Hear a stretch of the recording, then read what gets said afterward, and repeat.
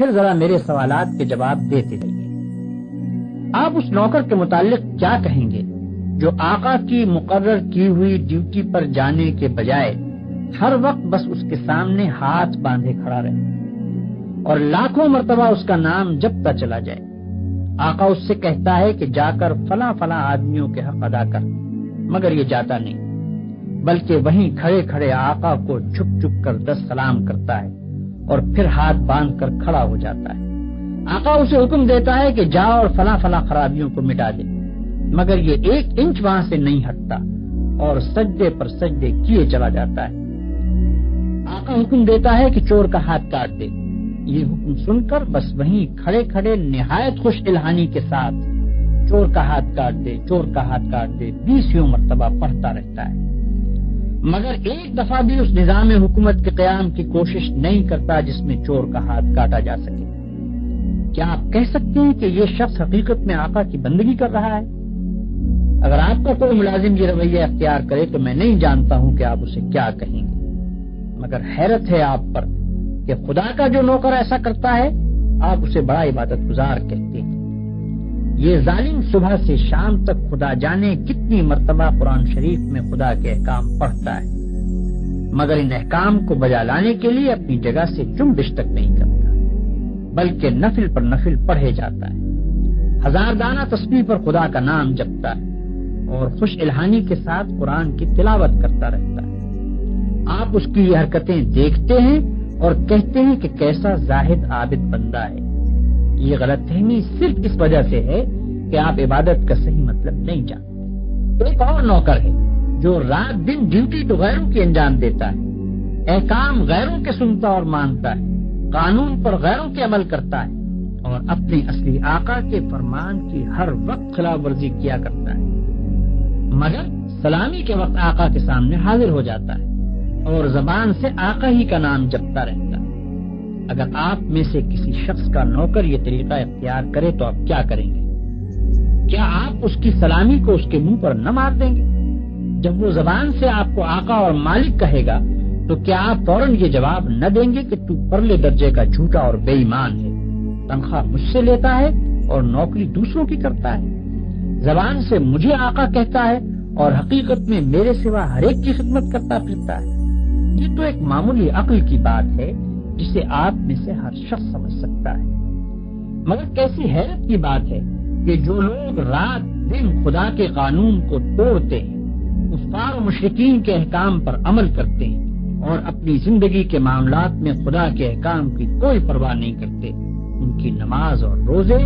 اور تسبیح اور تلاوت قرآن اور حج و زکوٰۃ کو آپ خدا کی عبادت سمجھتے ہیں۔ یہ غلط فہمی بھی اسی وجہ سے ہے کہ آپ عبادت کے اصل مطلب سے ناواقف ہیں۔ ایک اور نوکر کی مثال لیجیے۔ آقا نے اپنے نوکروں کے لیے جو وردی مقرر کی ہے، یہ ٹھیک ناپ تول کے ساتھ اس وردی کو پہنتا ہے، بڑے ادب اور تعظیم کے ساتھ آقا کی خدمت میں حاضر ہوتا ہے، ہر حکم کو سن کر اس طرح جھک کر بصر و چشم کہتا ہے کہ گویا اس سے بڑھ کر اطاعت گزار خادم کوئی نہیں۔ سلامی کے وقت سب سے آگے جا کر کھڑا ہوتا ہے اور آقا کا نام جپنے میں تمام نوکروں سے بازی لے جاتا ہے، مگر دوسری طرف یہی شخص آقا کے دشمنوں اور باغیوں کی خدمت بجا لاتا ہے،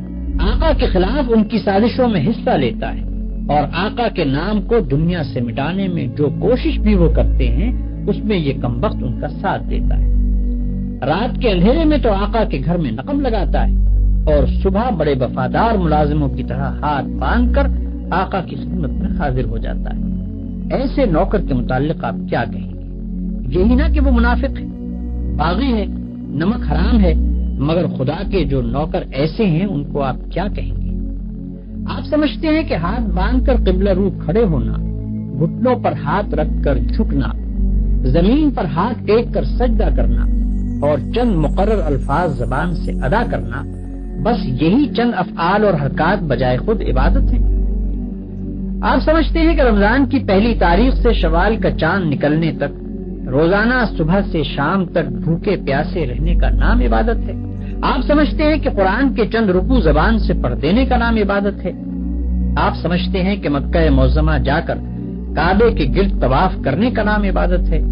غرض آپ نے چند افعال کی ظاہری شکلوں کا نام عبادت رکھ چھوڑا ہے، اور جب کوئی شخص ان شکلوں کے ساتھ ان افعال کو ادا کر دیتا ہے تو آپ خیال کرتے ہیں کہ اس نے خدا کی عبادت کر دی اور اس کی تخلیق کا مقصد پورا ہو گیا، اب وہ اپنی زندگی میں آزاد ہے کہ جو چاہے کرے۔ لیکن اصل حقیقت یہ ہے کہ اللہ نے جس عبادت کے لیے آپ کو پیدا کیا ہے اور جس کا آپ کو حکم دیا ہے وہ کچھ اور ہی چیز ہے۔ وہ عبادت یہ ہے کہ آپ اپنی زندگی میں ہر وقت ہر حال میں خدا کی اطاعت کریں اور ہر اس قانون کی پابندی سے آزاد ہو جائیں جو قانون الہی کے خلاف ہے۔ آپ کی ہر جنبش اس حد کے اندر ہو جو خدا نے آپ کے لیے مقرر کی ہے، آپ کا ہر فعل اس طریقے کے مطابق ہو جو خدا نے بتا دیا ہے۔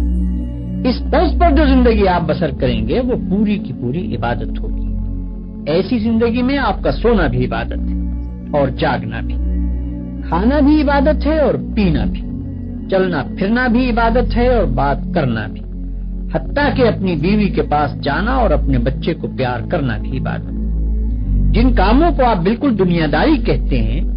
وہ سب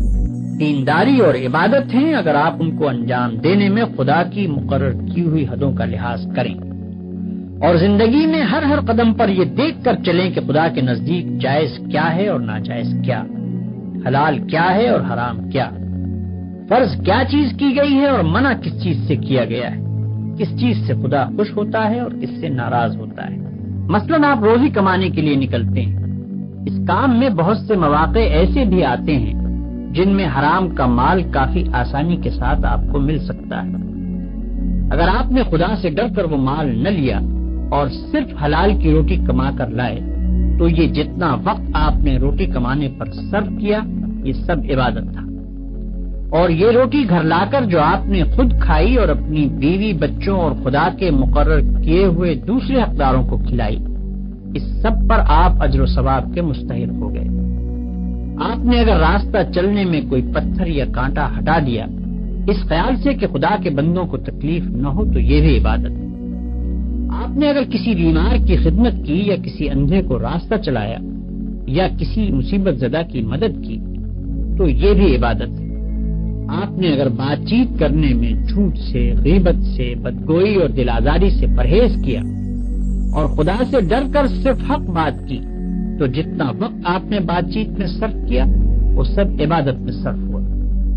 بس خدا کی اصلی عبادت یہ ہے کہ ہوش سنبھالنے کے بعد سے مرتے دم تک آپ خدا کے قانون پر چلیں اور اس کے احکام کے مطابق زندگی بسر کریں۔ اس عبادت کے لیے کوئی وقت مقرر نہیں ہے، یہ عبادت ہر وقت ہونی چاہیے۔ اس عبادت کی کوئی ایک شکل نہیں ہے، ہر کام اور ہر شکل میں اسی کی عبادت ہونی چاہیے۔ جب آپ یہ نہیں کہہ سکتے کہ میں فلاں وقت خدا کا بندہ ہوں اور فلاں وقت اس کا بندہ نہیں ہوں تو آپ یہ بھی نہیں کہہ سکتے کہ فلاں وقت خدا کی بندگی و عبادت کے لیے ہے اور فلاں وقت اس کی بندگی و عبادت کے لیے نہیں ہے۔ بھائیوں، آپ کو عبادت کا مطلب معلوم ہو گیا اور یہ بھی معلوم ہو گیا کہ زندگی میں ہر وقت ہر حال میں خدا کی بندگی اور اطاعت کا نام ہی عبادت ہے۔ اب آپ پوچھیں گے کہ یہ نماز، روزہ اور حج وغیرہ کیا چیزیں ہیں؟ اس کا جواب یہ ہے کہ دراصل یہ عبادتیں جو اللہ نے آپ پر فرض کی ہیں ان کا مقصد آپ کو اس بڑی عبادت کے لیے تیار کرنا ہے جو آپ کو زندگی میں ہر وقت ہر حال میں ادا کرنی چاہیے۔ نماز آپ کو دن میں 5 وقت یاد دلاتی ہے کہ تم اللہ کے بندے ہو، اسی کی بندگی تمہیں کرنی چاہیے۔ روزہ سال میں 1 مرتبہ پورے 1 مہینے تک آپ کو اسی بندگی کے لیے تیار کرتا ہے۔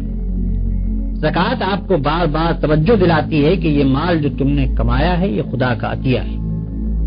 اس کو صرف اپنے نفس کی خواہشات پر صرف نہ کر دو بلکہ اپنے مالک کا حق ادا کرو۔ حج دل پر خدا کی محبت اور بزرگی کا ایسا نقش بٹھاتا ہے کہ اگر 1 مرتبہ وہ بیٹھ جائے تو تمام عمر اس کا اثر دل سے دور نہیں ہو سکتا۔ ان سب عبادتوں کو ادا کرنے کے بعد اگر آپ اس قابل ہو گئے کہ آپ کی ساری زندگی خدا کی عبادت بن جائے تو بلا شبہ آپ کی نماز نماز ہے اور روزہ روزہ ہے، زکوٰۃ زکوٰۃ ہے اور حج حج ہے۔ لیکن اگر یہ مقصد پورا نہ ہوا تو محض رکوع اور سجدہ کرنے اور بھوک پیاس کے ساتھ دن گزارنے اور حج کی رسمیں ادا کر دینے اور زکوٰۃ کی رقم نکال دینے سے کچھ حاصل نہیں۔ ان ظاہری طریقوں کی مثال تو ایسی ہے جیسے ایک جسم کہ اگر اس میں جان ہے اور وہ چلتا پھرتا اور کام کرتا ہے تو بلا شبہ ایک زندہ انسان ہے، لیکن اگر اس میں جان ہی نہیں تو وہ ایک مردہ لاش ہے۔ مردے کے ہاتھ، پاؤں، آنکھ، ناک سبھی کچھ ہوتے ہیں